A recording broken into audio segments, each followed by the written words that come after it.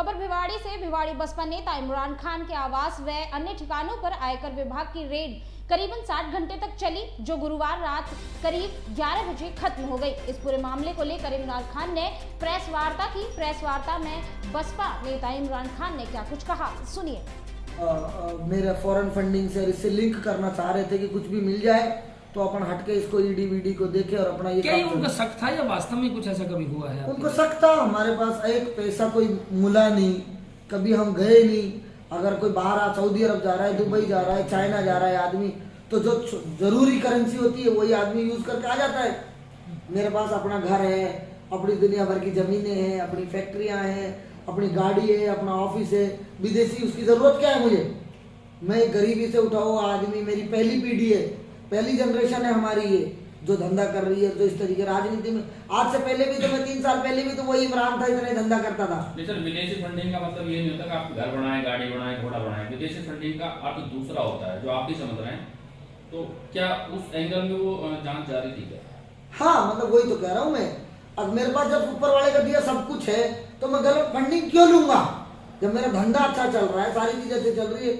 लेकिन income tax department को जब शिकायतें इस लेवल पे इतनी सीरियस हुई, सारे डिपार्टमेंटों को हुई, लेकिन पहला गलत फंडिंग का मतलब ये होता है कि गैर वो हर जगह से फंडिंग को तो वो देख ही रहे थे पैसे कहाँ से आ रहे हैं, कैसे आ रहे हैं। उन्होंने तो ऐसे लॉकर तुड़वाए मेरे बैंकों के सारे, हर चीज उन्होंने करी। उन्होंने अपनी कमी कहीं नहीं छोड़ी। इमरान जी, इसमें 2 चीजें हैं।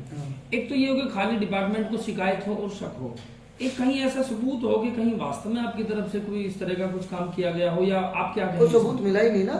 डिपार्टमेंट अगर सबूत नहीं होना अलग चीज है। सबूत नहीं होना अलग चीज है। तो कहीं ऐसी कोई लाइन जुड़ती हुई हो बैंकिंग सिस्टम से? कभी कोई कनेक्ट ही नहीं कर पाया मेरे को किसी भी चीज से। मेरा था ही नहीं ना कुछ भी, कनेक्ट कैसे करे?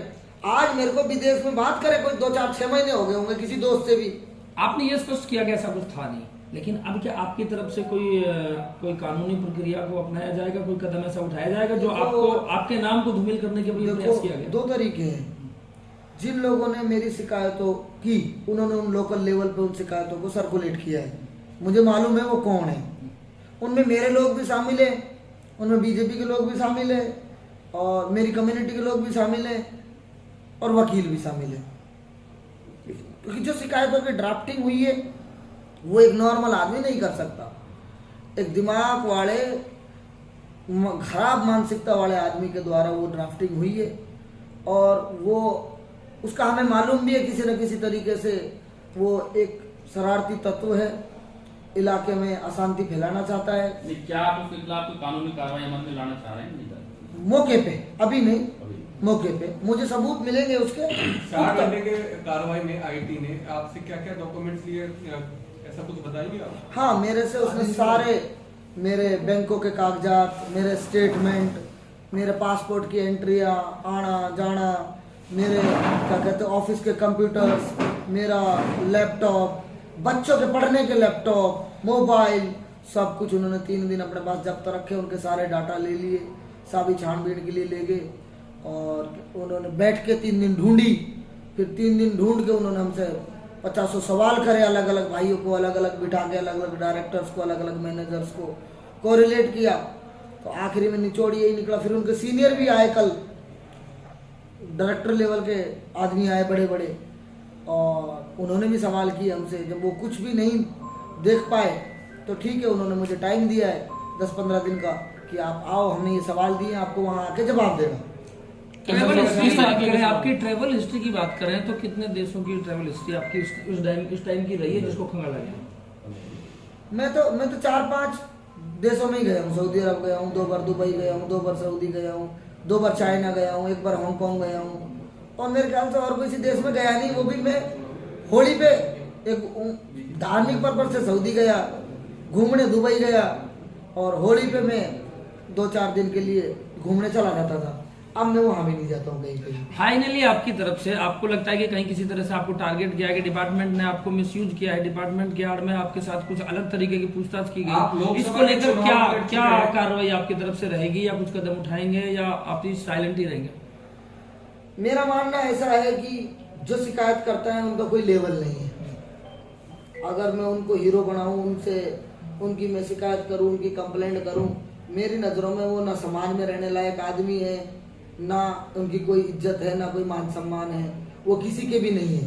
उनके ऐसे ऐसे पुख्ता सबूत है मेरे पास, अगर मैं उजागर करूं तो जितना बड़ा हिंदुत्व का ठेका उन्होंने ले रखा है, चौराहे पे सर के बाल उतार के उनको लोग जूतों से मारेंगे, मेरे पास वो है। उन्होंने मेरे से किस किस तरीके की बातें की है, लेकिन मैं उन आदमियों को उस लायक समझता ही नहीं हूँ। मैं नहीं समझता उन आदमियों को। 5000 आदमी की भीड़ में आप मेरे नाम को लेके चिल्ला रहे हो, जहाँ पे सांसद भी बैठे हैं, MLA भी बैठे हैं, पूर्व विधायक भी बैठे हैं, पूर्व मंत्री भी बैठे हैं, और तुम बदतमीज आदमी को कोई तवज्जो भी नहीं दे रहा है। क्योंकि बहुत सारे लोगों को मालूम है कि इमरान कैसा आदमी है, अच्छा आदमी है, सर्वधर्म का सम्मान करने वाला आदमी है। और अगर मैं अपने घर में बैठा हूँ और मेरा धार्मिक मान्यता है, नमाज मुझे पढ़नी है, तो ये मेरी इच्छा में कानून में प्रावधान है कि मैं छत के ऊपर भी नमाज पढ़ सकता हूँ, मैं पेड़ के नीचे भी नमाज पढ़ सकता हूँ, मैं कमरे में भी नमाज पढ़ सकता हूँ, मैं मस्जिद में भी नमाज पढ़ सकता हूँ। बात वही आ गई, कहीं ना कहीं आपको टारगेट किया गया। हाँ, इन्होंने मेरे को टारगेट करके ही और राजनीतिक षड्यंत्रों से मेरे अपने समाज के भी जो मेरे दुश्मन हैं उनको मिला के मेरी उल्टी सीधी शिकायतों को समराइज करके तब मिलके गैंग और ग्रोह बना के मेरी शिकायत। अभी सर एक मामला हुआ टपूगड़ा थाने के बाद, क्योंकि खुल के नाम लेना चाहते थे, इन्होंने चुगली की है, और चुगल आदमी का कोई स्टैंड नहीं होता। किसका है चुगल, कौन है? ये 5-7 आदमी 10 आदमी मिलके, मैं बता तो रहा हूँ ना, 4-5 नाम दीजिए सर। अभी आपने नाम लिया है कि सांसद महोदय भी हैं, ठीक है, और भी लोग हैं। सांसद आपने लिया, आपने अभी नाम लिया, सांसद महोदय भी है। थाने के बाद नहीं, मैं ये कह रहा हूँ 5000 आदमियों की मीटिंग में अगर कोई आदमी मेरे नाम को बदनाम कर रहा है, और उसी स्टेज पे सांसद भी बैठा है, MLA भी बैठे हैं, पूर्व मंत्री भी बैठे हैं, और जब उस आदमी की बात मानते हैं क्या कि सांसद और MLA का स्थानीय MLA का रोल मुझे है? नहीं लगता कि जो इतना बड़ा आदमी है, जो सांसद बन गया और इतना बड़े आप लोकसभा के चुनाव लड़े हैं, क्या इस तरीके के? नहीं, अभी आपने कहा है कि मैं जानता हूं जिन लोगों ने बहुत बड़ा धर्म का ठेका ले रखा है, हिंदुत्व का ठेका ले रखा है, आपने नाम लिया है, तो हिंदुत्व का ठेका किन लोगों ने ले रखा है? क्या आपका इशारा सीधा सीधा सांसद महोदय? नहीं, सांसद की तरफ। तो ऐसे कौन लोग जिन्होंने हिंदुत्व का ठेका ले रखा है राजनीतिक कुछ षड्यंत्र? फर्जी लोग हैं तिजारा में, आप सब जानते हो, हर बार वो धर्म के नाम पे बाहर निकल के आके पतला फूकते हैं, नाटकबाजी करते हैं उनको। हाँ, नाम ही उजागर कर दो आप सब। कोई बात नहीं, अभी थोड़े दिन बाद हो जाएगी, रिकॉर्डिंग दे दूंगा, मैं वायरल करा दूंगा, दे कांग्रेस दूंगा। है, बीजेपी थोड़े दिन बाद आ जाना। बीजेपी का मेन षड्यंत्र वाला बीजेपी वाला। बीजेपी। हाँ, कुल मिला के बीजेपी आपके खिलाफ पूरा षड्यंत्र रच रही है। मैं बीजेपी का तो नहीं मानूंगा जी, बीजेपी के तो सारे आदमी बैठे थे वहाँ पे, बहुत सारे आदमी थे, मास्टर मामन भी था और भी था, और किसी ने मेरे लिए गलत नहीं बोला। एक आध आदमी अगर गलत बोल रहा है तो मैं सारी बीजेपी को तो क्यों मान लूँ उसमें? वो राजनीतिक सिस्टम भी हो सकता है, राजनीति में एक दूसरे पर आरोप प्रत्यारोप चलते हैं। हाँ, सबसे ज्यादा ये है कि भाई मेरे आदमियों को इकट्ठा करके जो क्योंकि मैं नया नेता हूँ, मेरे समाज में मेरे से चिढ़ने वाले हैं, अब वो खुल के तो सामने आ नहीं सकते। अब उन्होंने इनका सहारा लिया है, वकीलों को साथ में लगाया है, और किस तरीके से इसको पैनिक किया जाए, किस तरीके से इसको दबाया जाए, वो एक हक और सच को दबाने की बस कोशिश। जो शिकायत की कॉपी सर्कुलेट हो रही है उसके मुजस्समे को देखकर क्या लगता है आपको कि कहीं वो सोची समझी साजिश है? किसकी? जो लेटर की कॉपी सर्कुलेट जो सोशल बहुत मीडिया बड़ी पर साजिश है। उसके- अब नॉर्मल आदमी उस शिकायत को पढ़ ले तो आप उसके- इनकम टैक्स डिपार्टमेंट की बात कर रहे हो, वो बात करना बंद कर दे, इतनी खतरनाक शिकायतें हैं। मैं वही कह रहा हूँ कि उसके मुजस्समे को देख करके क्या लगता है कि ये जो शिकायत है वो कितने ऊंचे स्तर की है और कितनी तैयारी से रही होगी?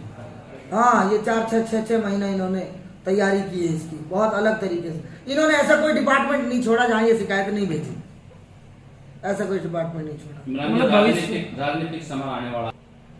जब भी मेरे, जैसे मैं आप इनकम टैक्स वाली रेड से ही आपको रिलेट करता हूँ, जब भी मेरे को घर से बाहर वो कहीं उठा के ले गए, बैंक में ले गए, घर में ले, ऑफिस में ले गए और कहीं ले गए, तो मैंने अपने घर के बाहर हजारों आदमियों का जमावड़ा देखा। उससे मुझे बहुत हिम्मत मिली, मेरे को बहुत शक्ति मिली। उसी समय आपने ये कहा कि ये पैसे तो मेरे ले जाएंगे, पैसे इकट्ठे कर लो चुनाव लड़ने। हाँ, मैंने ये कहा था भाई देखो मेरे पास थोड़े बहुत पैसे हैं, उनको ये ले जाएंगे, बिना पैसे के चुनाव लड़ाओ तो लड़ा देना भाई, और ना पैसे का लड़ाओ तो भाई मैं राजनीति में नहीं हूँ आज भी। मतलब तैयारी है पूरी? हाँ, तो उन्होंने कहा कि इमरान भाई कोई पैसे की जरूरत नहीं है। उनसे मेरी बहुत हिम्मत बढ़ी, बहुत मनोबल बढ़ा, और 3 दिन से मतलब कुछ भी नहीं तो 5000 आदमी मेरे से घर पे आके मिल के गए, 3 दिन में मेरे घर आके होके गए। तो ये भाई हैं, जैसे सरपंच साहब हैं, ये भी बाहर ही बैठे थे। अच्छा, एक बिरादरी मेयो समाज के लोग नहीं, SC समाज के लोग, गुर्जर समाज के लोग, यादव समाज के लोग, बनिया समाज के लोग, सारे भाई जिनसे मेरी घनिष्ठता है, जिनसे मेरी मित्रता है, सब लोग मेरी दुख की इस घड़ी में मेरे साथ थे, उनका बहुत शुक्रगुजार हूँ और मैं उनका किसी भी तरीके से एहसान चुका नहीं सकता जितना उन्होंने मेरा मन। फाइनल शब्दों में क्या कहेंगे इस पूरी कार्रवाई को लेकर अपने साथियों का हौसला अफजाई के लिए, या आपने सलाहकार हजारों आदमी मेरे से कल से मिल गए, लेकिन विधायक जी के यहाँ से किसी मंत्री किसी विधायक का पर्टिकुलर कोई फोन आया आपके कुशल क्षेम पूछने? हाँ, कई सारे को फोन आया, बीजेपी वाले लोगों का भी फोन आया,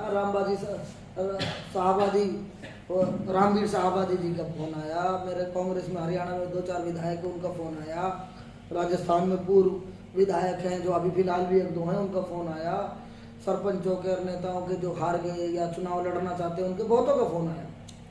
हर आदमी जानता है, जो आदमी मेरे से जुड़ गया वो बहुत दिल से जुड़ता है।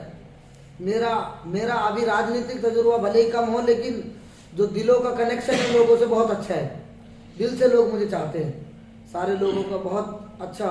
भिवाड़ी की जितनी भी बिजनेस लॉबी थी, बिजनेस लॉबी की बात कर रहा हूँ, भिवाड़ी में 100 ही आदमी होंगे, 100 आदमियों में से 90 आदमी मेरे लिए तड़प रहे थे कि इमरान भाई को, एक अच्छे आदमी को एक राजनीतिक रूप देखे और थोड़ा सा जातिवाद की तरफ इसको टर्न करने की कोशिश करके परेशान करने की कोशिश की जा रही है, कैसे मदद की जाए इसकी।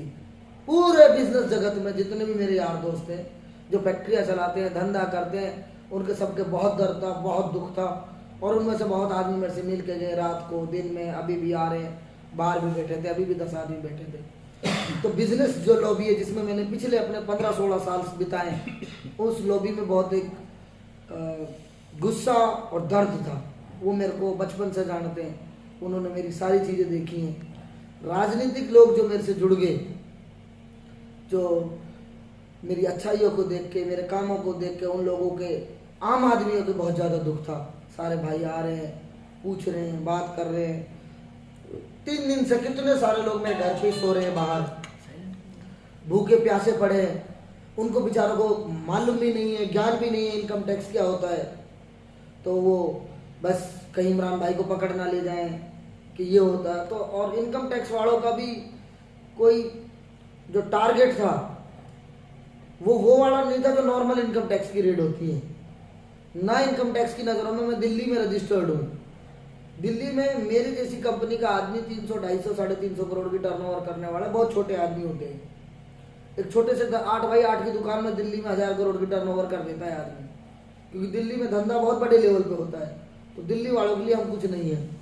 इतना 125-150 आदमी, कितने आदमियों की टीम जो मेरे घर पे आई, जिस तरीके से उन्होंने हमारी छानबीन करी, जिस तरीके से घर का बर्तन, बिस्तर, डब्बे और हर ऐसी कोई चीज़ उन्होंने 4 घंटे में 50 आदमियों ने छोड़ी नहीं मेरे घर में। बीवी, बच्चे, सब में भय का माहौल, और क्या कहते हैं, जो मेरे घर में घुसने का इनका तरीका था वो भी बहुत खतरनाक था। 70 आदमी, 60 आदमी मेरे घर के बाहर, खोलो खोलो खोलो, दरवाजा खोलो, तोड़ दो, घुस जाओ, इस तरीके की बदतमीजी टाइप में लोग कर रहे थे। भिवाड़ी की पुलिस का भी बदतमीजी का बहुत अहम रोल है। उनको मालूम था कि इमरान भाई है, जब घर को चारों तरफ से घेर लिया है, जब घर को घेर ही लिया तो बदतमीजी करने की क्या जरूरत है। ये खोलो खोलो घेर लो, ये आईटी की टीम कर रही थी या ज्यादा पुलिस वाले कर रहे थे? पुलिस वाले कर रहे थे। हाँ, आईटी वाले भी कह रहे थे कूद जाओ, खोलो, मारू क्या, खोलो। अरे भाई क्या, मैं पूछूं कौन हो तुम? कितने बजे की बात? सुबह 6 बजे की। किस डेट की? 10 तारीख की। तो सुबह 6 बजे पुलिस पहुंच गई वहाँ पे? पुलिस और आईटी की टीम पूरी एक साथ पहुंची। टोटल कितने लोग थे? पता नहीं, 60-70 आदमी थे भाई। चारों तरफ से घर को लाठियों से घर में लग रहे, दरवाजों से लग रहे, चिल्ला रहे मेरे घर में। पूरा डर का माहौल बन गया। मेरी वाइफ को तो बुखार भी चढ़ गया, इतना डर का माहौल देख के। ऐसी बदतमीजी वाली रेड नहीं देखी। शुरू में क्या लगा आपका, क्या रिएक्शन था? आपको लगा कि उन्होंने बताया कि हम आईटी से आए? जैसे किसी ने कुछ नहीं बताया, दरवाजा खोलो, दरवाजा खोलो, दरवाजा खोलो, इस तरीके की बदतमीजी आती शुरू। तो मैं आया, मेरे घर में मैं ही समझदार था थोड़ा सा, जो समझ जाए। तब मेरे को किसी ने बताया कि बेसमेंट में कोई घुस गया, डकैत आ गए। हम भागे सब लोग लाठी डंडे लेके घर में से। घर के बाहर आए, मेरी माँ, सब। हम बोले कौन है, कौन है? अरे तुम दरवाजा खोलो, तोड़ दो, दरवाजा तोड़ दो, ऊपर से कूद जाओ, दरवाजा तोड़ दो। इस तरीके की बदतमीजी हमारे साथ करी। मैंने बोला भाई कौन से थाने से है पुलिस वाले भाई तू? भिवाड़ी से होगा ना, इमरान हूं मैं, इमरान हूं मैं, थोड़ा तमीज से तो बात कर। अरे क्या है, कौन है, क्या आए क्यों हो, अरेस्ट करने आए हो? मैं सोचा मेरा कोई राजनीतिक किसी दुश्मन ने कोई षड्यंत्र रच दिया हो, मुझे अरेस्ट करने आए हो किसी मैटर में। मेरे दिमाग में 1000 चीजें चल गई 2 मिनट में ही, लेकिन किसी आदमी के मुंह से ये नहीं निकला हम इनकम टैक्स से।